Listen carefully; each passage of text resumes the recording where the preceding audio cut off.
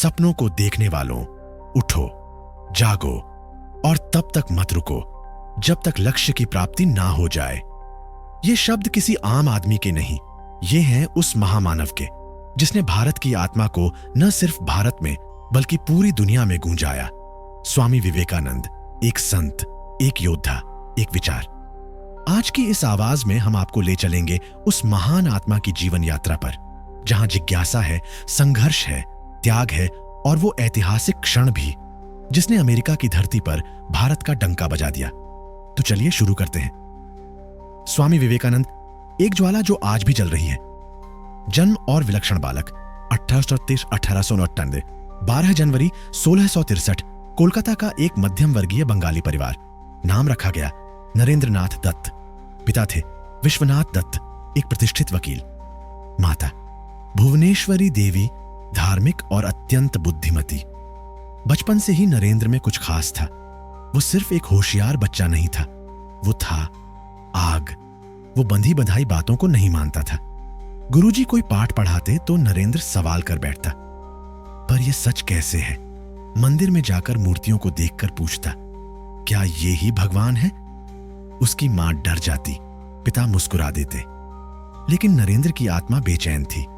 उसे सच्चा ईश्वर चाहिए था, किताबों वाला नहीं। शिक्षा और आत्मा की प्यास। नरेंद्रनाथ ने कलकत्ता के प्रेसिडेंसी कॉलेज में पढ़ाई की। दार्शनिक विषयों, वेदांत, योग, पाश्चात्य विचार, ईसाई धर्म, सब कुछ पढ़ा। लेकिन पढ़ाई से मन नहीं भर रहा था, क्योंकि सवाल वहीं का वहीं था, क्या भगवान सच में है? उन्होंने ब्रह्म समाज ज्वाइन किया। कई संतों से मिले, लेकिन कोई तसल्ली नहीं मिली। हर किसी से एक ही सवाल पूछते, क्या आपने ईश्वर को देखा है? और फिर उनकी जिंदगी बदल देने वाला वो दिन आया। रामकृष्ण परमहंस से मिलन 1891। एक मित्र ने नरेंद्र को दक्षिणेश्वर ले जाया, जहां एक अजीब से दिखने वाले संत थे, रामकृष्ण परमहंस। नरेंद्र ने वही सवाल ठोंक कर पूछा, क्या आपने भगवान को देखा है?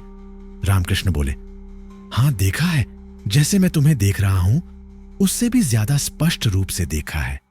नरेंद्र चौंक गया, उसके रोंगटे खड़े हो गए। धीरे धीरे उन्होंने परमहंस को अपना गुरु मान लिया। वो समझ गए थे, अगर कोई मुझे मेरे भीतर के सत्य तक ले जा सकता है तो वो यही है। रामकृष्ण ने भी नरेंद्र को अलग नजर से देखा। कहा, तुम वह दीपक हो जो भारत को फिर से रोशन करेगा।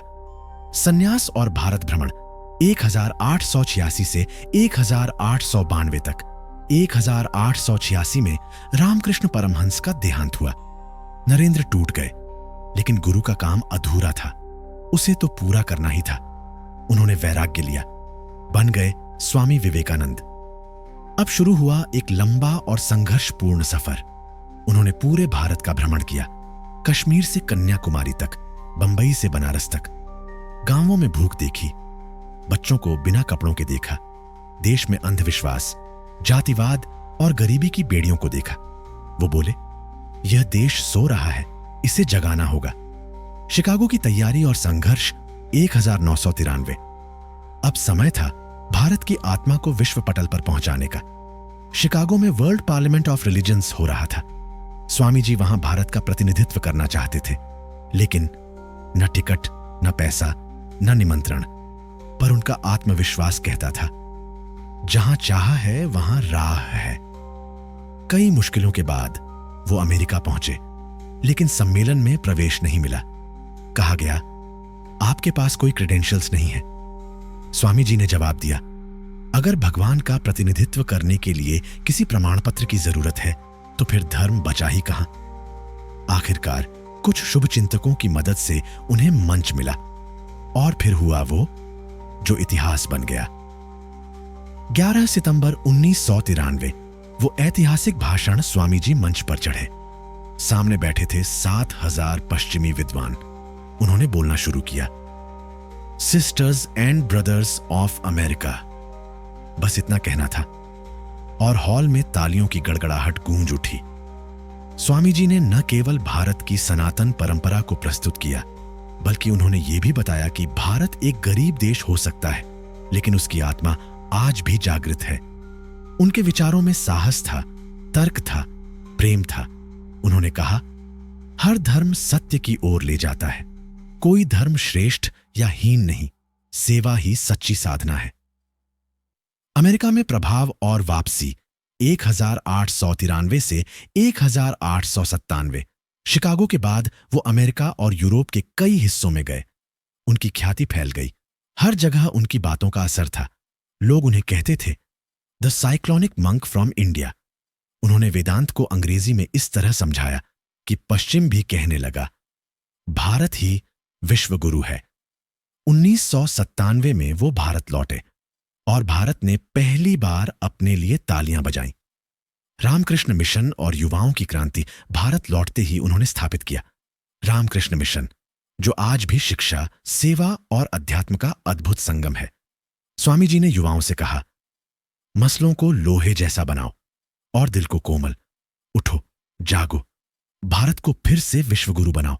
उनके शब्द नहीं, अंगारे थे। तुम ही हो वो शक्तिशाली क्रांति जो इस देश को उठा सकती है। अंतिम समय और अमृता 1902। स्वामी जी का शरीर कमजोर होता जा रहा था, पर आत्मा और प्रखर। 39 साल की उम्र में मात्र ध्यान करते हुए उन्होंने शरीर त्याग दिया। कहा जाता है स्वामी जी मर नहीं सकते थे, वो सिर्फ लौ को दूसरे दीपों में बांटकर आगे बढ़ गए।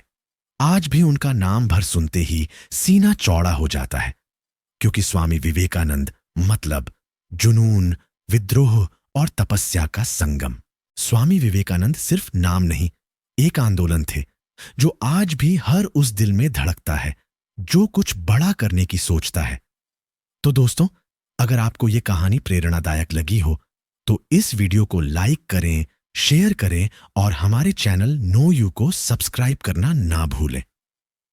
अगले एपिसोड में फिर मिलते हैं एक और महान आत्मा की कहानी लेकर।